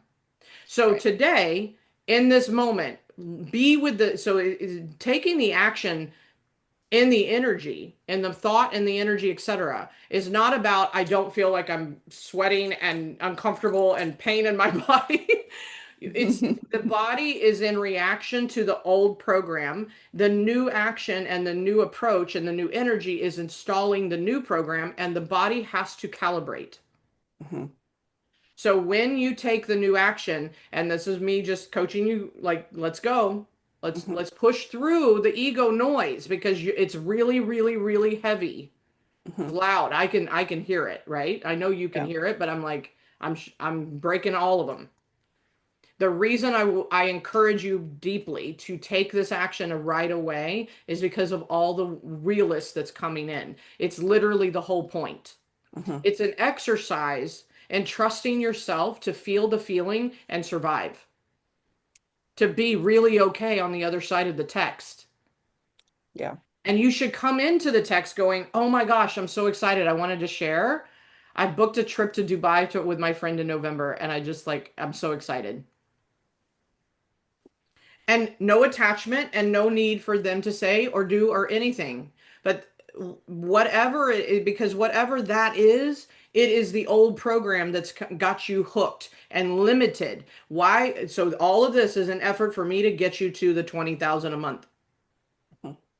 And trust me, the things sometimes that we do in the moment are the things that speed up the money coming. Why are we going to delay this process for 2 weeks when what if you do it now and the money comes in 2 weeks? Well, then I don't have to tell him. Then I don't have to tell him. Then I don't. Then there's no Oh, judgment. No, this is the justify part. I got it. I'm gonna take my computer. I'm gonna go to Fashion Square Mall. I'm gonna walk in the expensive stores. I'm gonna eat lunch at one of the expensive places and book my trip to Dubai while I'm sitting there. Yes. And then text your brother. Okay. Maybe. So real quick, because I want to come to somebody else. Yeah. I would imagine, people can relate to this. Put a one, like put some ones in the chat just to love on Nicole. Like she's not alone. She is not alone in this process. Thank you, Carolyn. Maya, Lisa, right? Ben, Liddy, like we get this. This is not you are the only one that feels this way when you're up against the egoic self that's trying to keep you small. What is it that you don't want to experience? Old version of myself that doesn't have money. And how does that feel? It sucks. What But else? but I'm not her anymore. Are I'm you? becoming a new identity. I have another embodiment thing tonight to Yeah, work on it. you're Yeah. in action, Hmm. but I can feel the emotion that wants to show itself. Hmm. What is that feeling? Who Don't are want you? don't want to go backwards. And who are you if you go backwards? Not the version of life I want to live. And what does that mean about Nicole?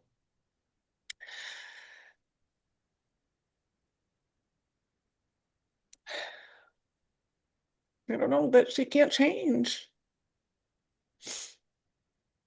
Stuck. I am what? I'm not stuck. What is the experience that Nicole has held on to since childhood? What kind of people are stuck, can't change? You shouldn't do that. You should not spend your money there. You shouldn't. This is the thing, work harder, have more jobs. You shouldn't do that. There was no freedom. And if you don't do all that, who are you? I am the black sheep of the family. Hmm. And what kind of what are they wrong? What kind of what are black sheep? Fun and free. Generally, but there's something on the flip side that's got you hooked into I can't be that. I can't be the black sheep. And even though you are, because beautifully, like in a beautiful way, there's a flip side to the coin that the ego's afraid to feel. There's a pain that originated with the I'm a black sheep. When you were a child, there was a pain that said, I can't be the black sheep. I don't belong. Hmm. I stand out. Nobody likes this. They judge it. This judgment from your brother's not new Right. because you judged you way, way, way back when. And that's what I want to hear is what is the judgment that you gave yourself? I am what? If I'm a black sheep, I'm what? Not too much. I'm too much. You have not given yourself permission to be too much. The extra, the beautiful Nicole that I know you are. And so what's happening is all these, like all the way from like just telling your brother that you're going to Dubai as an adult that has freedom to choose. You become the black sheep again. You become the little girl that looks at the brother and goes, I'm going to do this. I want to go do this. And he's going to give you all the reasons why you can't. And then you're going to be in the experience of like, wow, maybe he's right. Maybe I'm too much. Maybe I'm doing too much. And you just shut down. This is an old program you installed many, many, many, many years ago. It's the little Nicole that's still trying to prove to the brother, to this, and more importantly, to self, that it is safe and it is okay to be a black sheep. Yeah. So notice there's two definitions you have going on. That is the inner conflict. Hmm. A black sheep is free and goes and runs wild. Hmm. Beautiful, right? And yet it's also wrong, painful, and lonely.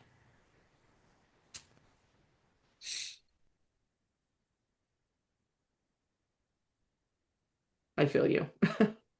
No, this is the work I've been doing to get through this because I know it's not true. Let's just feel it and then walk into the bar or the store or the wherever you're going and text your brother. Be the black sheep and the good part of it, right? But here's the thing, you feeling this feeling is the beginning of this actually permanently changing. So don't shove it, don't hide it away, because if you hide it back away and put it back in a closet, the ego will be like, okay, I got you. I'm going to take care of that. I'm going to use every trick in the book to keep you safe again. And we're not going to make that money because it's unsafe to make that money. Right. Does your brother make 20,000 a month? Oh, hell no. Good girl. So notice, if you go do that, you are even more of a black sheep. You are you are leaving them. I already think I'm crazy, Of but course they do. they're in a little small town. Like that's just them. That's why I don't live there. I know, but you, there's a part of you, a little aspect of you that's still stuck in the small town. Yep. But we're getting you out of there. We're going to get you out of there. Feel the feeling and be willing to do it differently and know that you are safe to be all of Nicole without the little girl trying to hold back. Where do you Yeah, feel that in your body? it's releasing. Was it in your chest? I just felt Yeah, like you take a deep breath. chest, solar, The solar. Yeah, okay. in the Yeah. Oh, the upper the upper chakras. very good. That's where it's holding on. Yeah. And notice especially if it's in the upper throat chakra, that's blocking your voice. Yeah. Text your brother.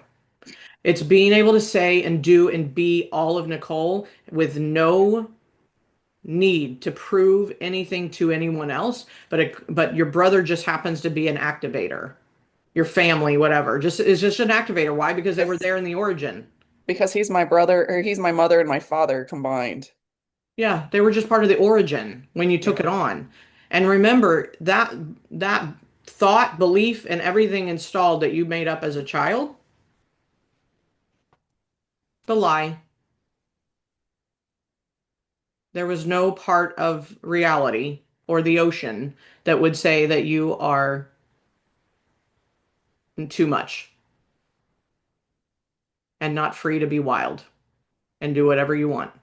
But that was the lie that installed the program. And ever since, you've been running off that program. Don't get too big. Don't get too much. Don't, because then, then you have to experience in yourself, not even from them, in Mhm. yourself, the little girl that says, no, no, that's painful. No, no, don't go there.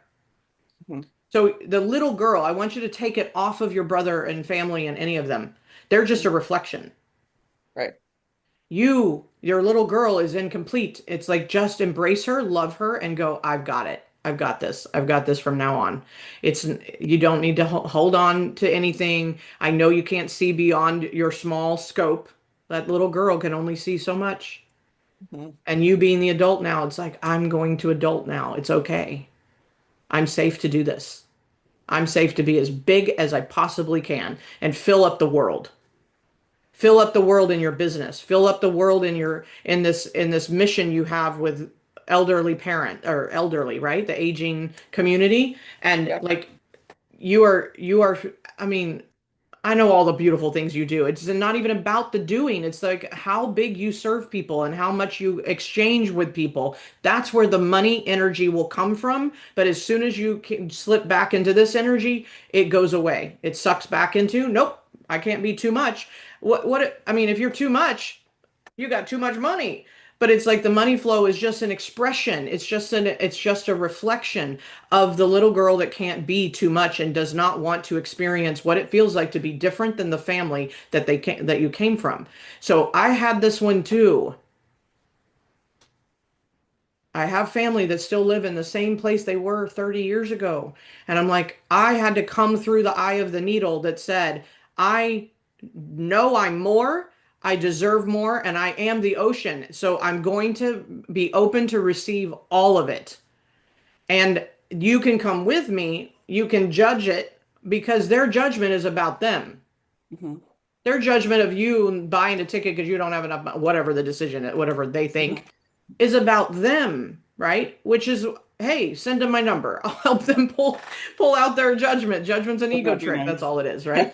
So I'm just saying, like, you have the space to now step into a completely new identity. And I get it. Like, I know you do the work. And it's Mhm. like, so it's an embodiment process that it starts to happen quickly, quantum leap, through the swift decisions, actions, and follow through and the conviction to the new identity. But the moment the ego comes in, you got to like set it to the side and do the thing that you would do. So Right. you're going to buy the ticket, book the ticket, and you're going to tell your brother, I'm going to Dubai and be excited about it. You be in the energy of the black sheep going, yeah, baby, I'm going. Mhm. I'm so excited. And be the possibility for them. And if they never see the possibility, that's not your responsibility either. I have my life, hopefully, to my family is an example of possibility because we all came from the same bucket of circumstances, but then I kept choosing out of that, right? I kept choosing. And it doesn't make them bad, wrong, or less than, or any measurement. There's no measurement. It's simply a place of identity and the elevator of ascension. I just kept choosing to get on the elevator and keep going up. That's all you're doing. But sometimes Mhm. it's really painful for the ego death that says, I can't, I'm going to hurt. It's going to be unsafe. I'm going to Mhm. feel this. Again, I'm going to feel unworthy. I'm going to feel small. I'm going to feel like I don't belong. I'm going to feel like I'm too much. And it's painful because all I want to do is be loved. All I want to do is be accepted. And so now I've been proving by staying small and being, like just keeping it quiet. No, go big, get loud. Nicole is a force to reckon with. It's time to show up. And it's not about a push or a force or a fake. It's about being all of who you are. Mhm. Because I see you, you are seen, Mhm. and now it's just a matter of stepping into it because you see it too. And I know that. Mhm. Okay. Your takeaway? Swift action. Stop thinking about things. Text me later. I will. It's all good. No attachment, but would love to I've already love to shifted hear your my miracle. day and my energy from here out. I was going to work and do calls, but now I have to go walk in the mall and have lunch. Now we have to go shopping. Yep. I love it. I love it. Okay, very good. Thank you Thank so you. much. Thank you for being Thank you. brave. Of course. So, who would like to quickly share their takeaway from this conversation? What are you hearing? She just is a reflection. If you're feeling something, thinking something, seeing something, she's just a reflection for you and your journey. And so, what would be the takeaway? You can type it or speak it.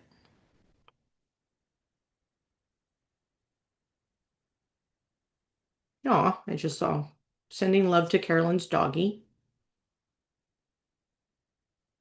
Love the actions. Inspired, embodied action, swift decisions, swift action upon the decision. Right? Very good. Love that, Lisa. One more. I see you, Samantha. Are you willing to share?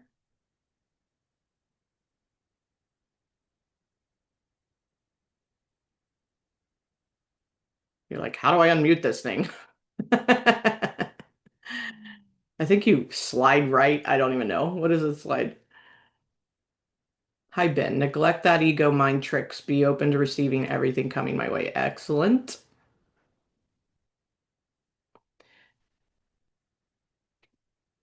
One more share, and then I'm going to share with you how you can actually continue this work and continue conversations like this and actually learn all about the ego tricks, all 15, and the ego archetypes as well. Maya, I have to go. Stop playing small and take inspired action. Yes. And Maya, you're already in the collective that I'm going to share with everyone. So thank you. I'll see you in there. And uh, can I ask your output for embodiment for you? What is, I'm trying to understand the question. Your output for embodiment. Meaning, what action do I take? Or what steps do I take? Let me know if that's what you mean. Yeah, and you have any questions, please ask them. I like takeaways, but questions are good too. How you took it into effect in your life. Okay, got it. So, yeah, embodiment is a process of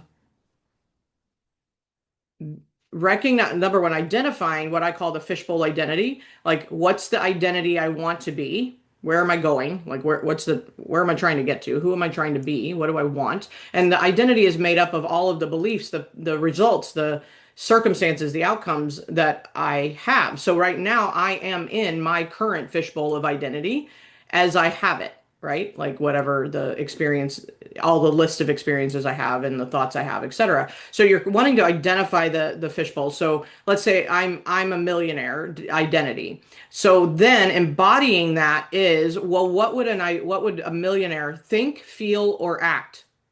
How would they feel? How would they think? How would they act? And so what one of the couple tools and a couple tricks of the trade is I actually write down what an end result would be. Like I call it, I've heard, I think it's Neville Goddard that says the end scene, if I'm not mistaken. And so basically I just like the Dubai trip, I have a voice recording and I listen to it daily of me on Bali and Dubai are at the top of my list, and they are fully like I do the recording as if I already came back. It's done. Like the trip's done. And one of the things I really want to do in Dubai is this breath work at the top of a skyscraper. And then so that experience was amazing. Was past tense, right? So I basically create the scene after I get back and what I experienced and what I felt. And I mean, not no kidding. I have a friend right now that she's in Bali. We talk every day. And so much of what she has shared with me and the fact that I made an end scene that says, oh my gosh, I've experienced the immersive like spiritual cleansing. They have these waterfalls that you do a ceremony of like spiritual cleansing. I've experienced the massages that are apparently really cool. Like, I mean, they just have like all of these practitioners and then the beaches and all of these things. And she's telling me all about him, right? She's telling me all about him. And so I put him in the end scene. I'm like, oh my gosh, I went here and I went here and I experienced this and I feel into it. So I feel I record myself telling the story of me already visited these two places. And then I listen to it and I feel it. I'm like, oh my gosh, that's amazing. Like that feels so good. And like the experience in my body and in my mind and the embodiment of it is that it's normalizing. It's neutralizing. It's feeling less like a wish that I might have someday if I have enough money. Okay? It's actually just feeling the experience already complete. And when I do that, interesting. Nicole just invites me to Dubai. I mean, right? Like, I mean, so many people. I haven't had Dubai on my radar, like your manifestation radar. I haven't had it on my radar, like really ever. And all of a sudden, I'm starting to speak it and talk it and think it and imagine. And Nicole didn't have any clue that I had Dubai in my end scenes. And so that's one of the tricks is to create the end scene of the thing you want, or more importantly, get an experience, like pick an experience that you would do if you were the millionaire, or if you had generational wealth, or if you had 20,000 a month, or if you had 100,000 a month, or whatever the number is. Pick an experience or a thing you would do or have, and write the end scene about that, not the money. Because if money was unlimited, what would I be doing? I would be going to Dubai. I would be going to like first class or private planes actually, and all of that in the space of it. So visualization, which I like, in order to encourage my visualization, I actually like listening to myself speak the audio. It's faster. It gets me right to that feeling right away. And also journaling gratitude of what I have now, but also what I'm grateful for already coming in. Like, I'm so grateful happy and grateful that I have this. And it's something I'm pulling into, like the pizza's ordered. I'm so happy and grateful I have the pizza, but I just ordered it. So therefore I haven't got it. Does that make sense? So you get grateful for the thing you're ordering, and assume you've ordered it. It's already done. Like, I'm so glad I had the pizza. Okay. So those are a couple tricks, and they're, like we go there. Yes, Yvonne. Thank you, Ben, for Okay. the I question. have to come on because even though this is about money maker, I'm hearing a beautiful opportunity. Yes. um, you have recently gone through a process of creating an end scene with your own family that produced some interesting results. And what I'm hearing that could be a beautiful opportunity for Nicole is if you were to share, maybe not all the details, but creating an end scene with what you want with your brother and your mother. And, as a result of maybe Nicole creating a scene that she wants to have with her family, embracing her black sheepness. Yep. Yep. Yep. Yep. Okay. Thank you. Yes. Yvonne knows me well. And I would be honored to share that actually and Nicole, do you want me to share that at some point? Yeah. Okay. So for time's sake, I'm going Okay. to put that, and anybody else that wants me to share with them, I'll voice memo. But she's right. She's right. I like Yvonne knows me for years and has watched me walk through the resistance and the pain and the struggle and the limitation and all of that. And just in the last 2 weeks, 3 weeks, I've shifted my response to the same circumstance, to the same, like they show up the way they're going to show up, and I'm different, and I'm having a completely different experience now of the situation, of the circumstance, and of them. And I'm coming from an identity of love and compassion with limits, like love and limit. And so, Nicole, if you'd like, I'll reach out to you after if you'd like to hear the details, and anybody else that wants to. It's not a secret. But thank you, Yvonne. Yeah, yeah, it's been really powerful. And so, for any of those of you that would like to consider continuing this work, I wanted to share just a quick invitation, because what's next is the actual practice of the integration and embodiment, kind of like answering further the question that Ben had, and even Dominga, how do you identify what your gift is that you should embrace? Like those are the questions that people have, and I wanted to create a really accessible container to make that happen. So let me share my screen one more time, and I will give you a visual. So the collective is my new signature membership where I coach you once a month like this, and we go person by person, as many people as we can get in an hour's time, and we work through the like I did with Nicole, answering D'Amiga's question, Ben's question. Like we get to the root of what's stopping you from the embodiment and the identity. And it's built inside of a course. We've got the ego shift course where you're actually going to learn all about the ego trick, so that when I can witness them in what you're saying, right? When people are speaking, I can hear the ego, right? And it's because I've embodied and studied the 15 ego tricks, so they show, I can see them. Well, you can do that for yourself if you know what they are, right? So it's just, and there's a lot of you on here that's already been working with me, and it's like this is where you just keep mastering it and getting quicker. It's, I call it the bounce back factor. So how fast can I catch the ego, right? And like reframe it and reconnect to the identity I'm creating. And so the collective is a community, and which is great. It's on your phone, it's an app, and then it's a coaching, and it's also courses. And then I add master classes. I add hello. How does that happen? How do you draw on here?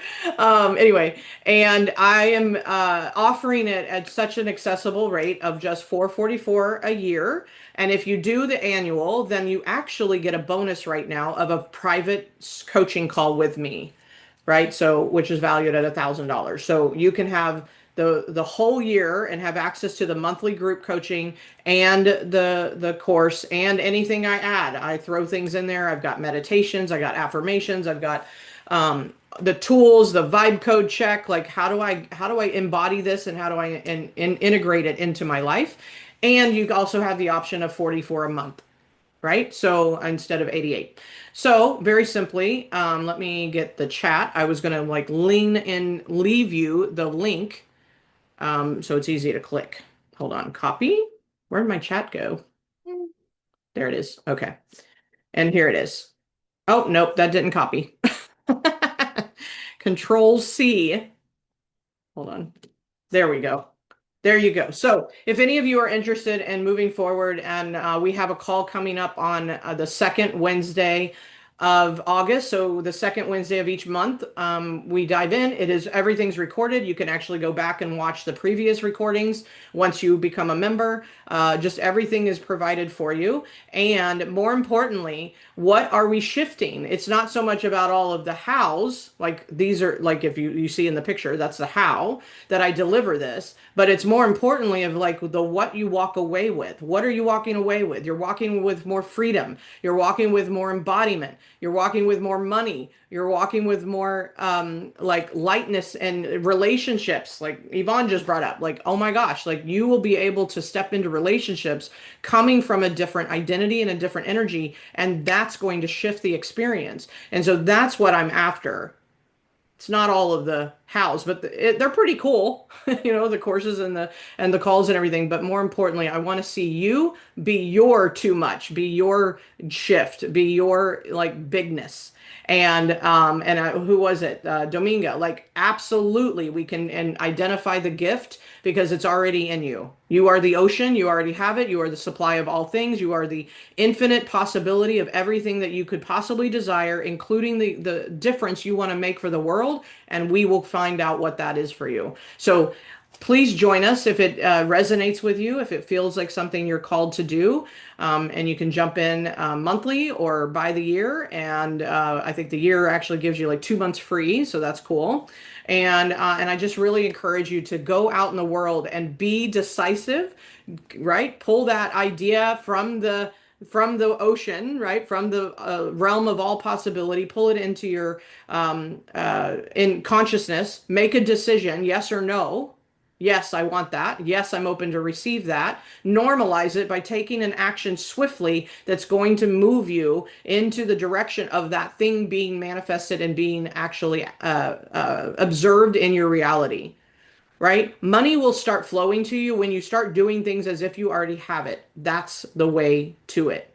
And every time the ego wants to come in, and say, oop, I don't have it in the bank. I don't see it. I don't see it. I don't see it. You shut that ego down and you start to recognize, including like what's under the ego, like we did with Nicole, but more importantly, just reframe it in the moment, change the energy, shift to the embodiment, and then start to see miracles happen, even if it's just a really good parking space. So I love you guys. Thank you so much for your energy. Thank you for your participation.